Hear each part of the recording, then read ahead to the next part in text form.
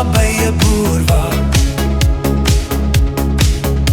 Sy tent en sy donkie saam, en hy kom toe op die groot pad aan. Rondom Gaskop daar loop sy spoor, tussen Sabie en Malelieveld. By die Krokodilpoortweg trek hy oor, en hy kom toe tot op Barberton. Die wiele rol, sy osse waar by 'n boer waar. Die kakebeen by 'n boer waar, kan nie swaar vraag net dra. Die by 'n boer, by 'n boer, by 'n boer waar, blom in die hare en by 'n wat pla op sy osse waar, by 'n boer waar, blom in die hare en by 'n wat pla.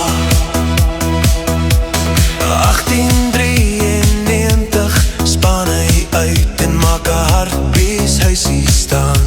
Lebombo-berge kon hom nie stuit, by die Limpopo geil sy graan. Daar staan sy wa, sy osse wa by 'n boer wa, en sy hart is bly en vry, met die stilte aan sy sy. Die by 'n boer, by 'n boer, by 'n boer wa, blom in die hare en by 'n wat pla op sy osse wa, by 'n boer wa, blom in die hare en by 'n wat pla.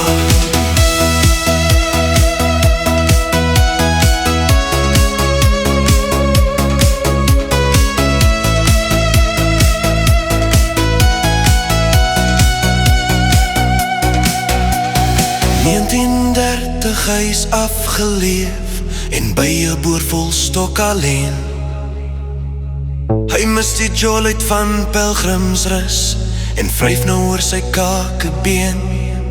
Maar in 1930 pelgrimsrus is die dorp se gees geblus.